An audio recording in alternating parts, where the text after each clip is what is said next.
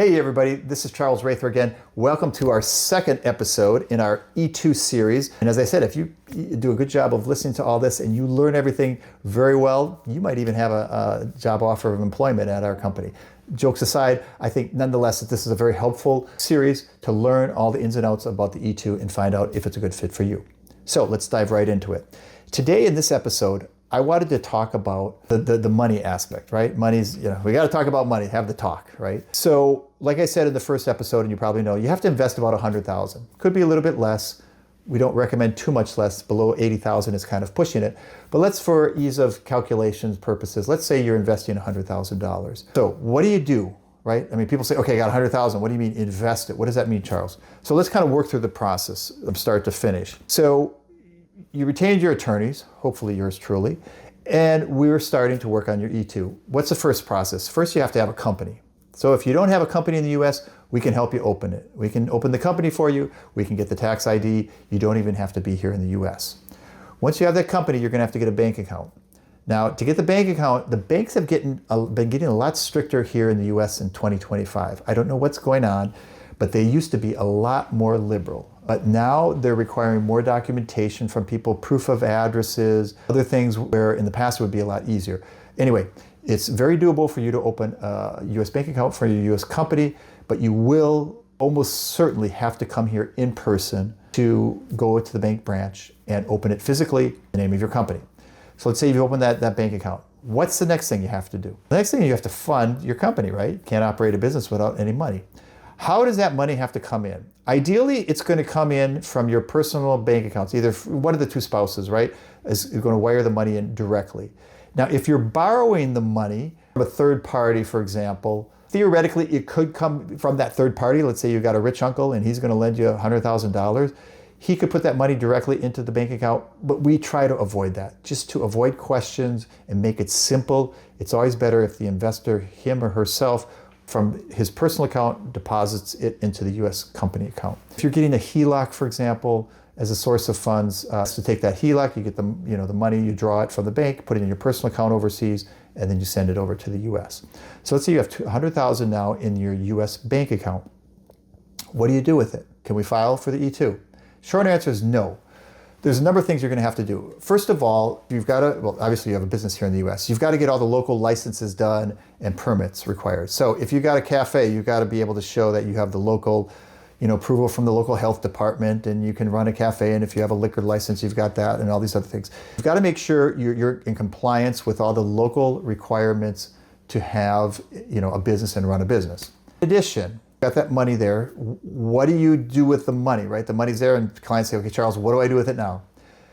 You need to spend about 2/3, 50% to 2/3 of that amount prior to filing for the visa.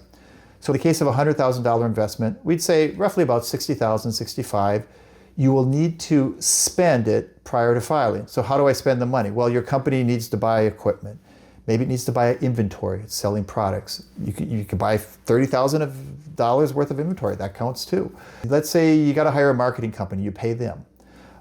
Whatever you want, you've got to just spend the money. The company has to spend the money. And we provide the invoices showing what it was spent for, why it was needed for the business, etc. Now, you don't need to even prove that the money was spent in the US. You might have some programmers in Canada or in Europe somewhere that you're hiring them to do an app for you.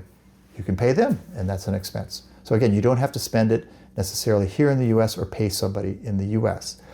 Let's say you spent in that $65,000 and you can show us, Charles, here it is. Now, here's one thing I want to bring attention. A lot of people who have service businesses, spending that money in advance can be a challenge, right? They have a service business, I don't know, IT, consulting. There's not a lot of stuff they need to spend the money on. And that's true. And if we have problems figuring out, okay, what are you going to spend the money on? We might have to delay the filing a little bit until you've spent that money. Like we had a company that focuses on digital marketing, SEO, that kind of work. There's not a lot of upfront capital that they have to spend. They're doing digital marketing, they manage Google campaigns for their clients, et cetera, et cetera.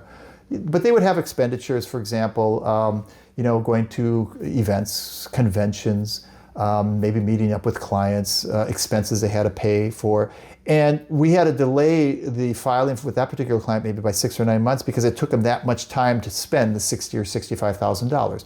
Again, that's not necessarily going to be your case, but I'm just saying the worst case scenario, you don't have to like spend it all within a month. If it's going to take us 6 months for you to spend the money, so be it. It might delay the E-2 a little bit, but that might be the only option you have. So let's say you've spent that $65,000, you've got that $35,000 left in the bank. Can we file at that point? Well, not quite.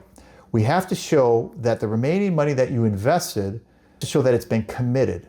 And committed means you've got some ongoing obligations to spend that money, generally within the first year of operations. So that could be a lease agreement. And we show, okay, you're going to pay $1,000 a month for your office. That's $12,000 in the future you're going to spend. So out of that $35,000 remaining in your account, they're mentally going to subtract the $12,000 because you're going to spend that for the office lease.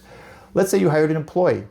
Her salary is $20,000 a year, working part-time. Okay, theoretically, assuming that person doesn't quit or isn't fired, you're going to have to pay that person $20,000. So again, that's a commitment you have, and they'll deduct that from the remaining funds. So it's easy to find commitments. That's usually not a problem. It's easy to find things you will have to spend money on in the future. And that's something just what we have to show, that the remaining funds are going to be spent that way. Now, you don't have to necessarily commit the full amount. You can keep some kind of buffer, like say $10,000 that you don't spend and you don't commit, just for operating capital and other needs like that. So that's always an option too. After you've first invested the $100,000, we have to prove the source of that money. Now, what does that mean? Fortunately for the E-2, proving the source is a lot easier than the EB-5. EB-5, believe me, they get down to the nitty-gritty. It's a lot easier with E-2. So let's say you invested $100,000, and let's say you got that $100,000 by selling an apartment you had overseas in your home country. Generally, what we need to prove the source of that money, it's generally sufficient if we can provide the sales agreement, bank statements, and closing docs to show, okay, we had an agreement.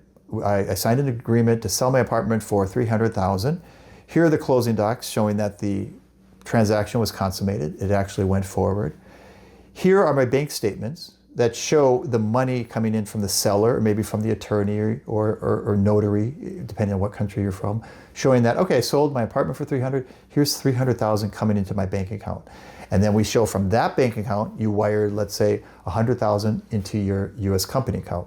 That's a pretty straightforward example and a relatively easy one. Now, in most cases, they will not ask you to prove, well, where did you get the money to buy your apartment that you sold for $300,000?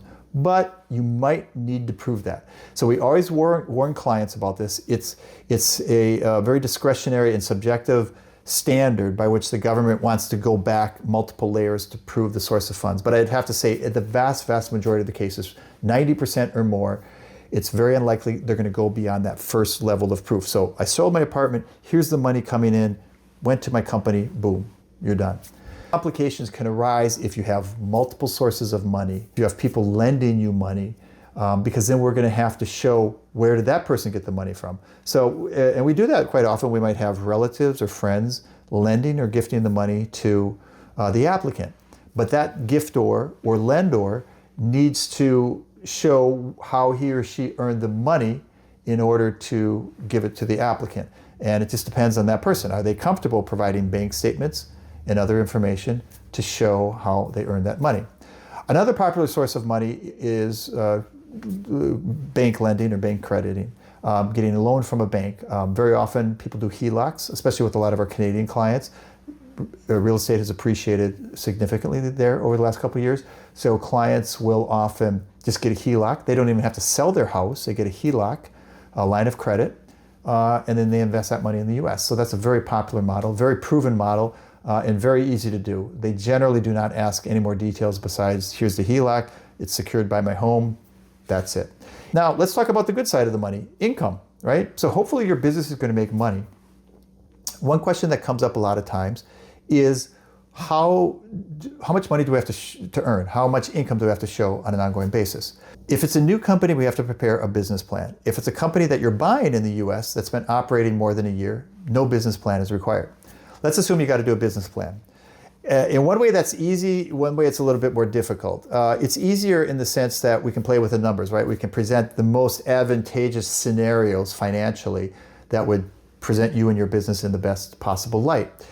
And clients often ask this, will they go back to my business plan and see, if I met my goals in the business plan and hired all the people I said, et cetera, et cetera. No, I've never, in almost 20 years of doing this, never heard. No one's going to go back to your business plan and say, oh, you thought you were going to hire 5 people this year, you only hired 2 people. Sorry, your renewal is denied. They're not going to do that. And the good thing about the business plan is we can be very aggressive and optimistic with our financial prognoses and estimates and stuff like that.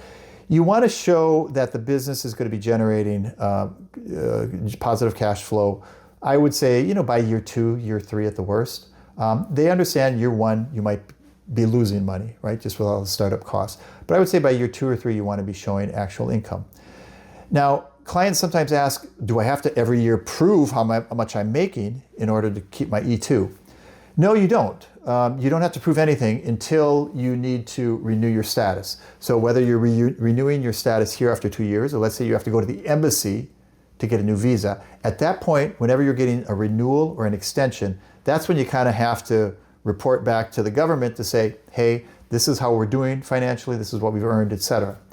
So that's something we also keep in mind, because if you have a 5-year time window because you got a 5-year visa, I'm really not too worried about what you're going to be doing year 1, 2, and 3. I mean, if you're losing money hand over fist, I feel sorry for you, but that's not going to really affect your E-2. But looking at that 1 year or 2 years before the renewal or the extension, that's when they're going to start paying attention to kind of your cash flow and your money and income.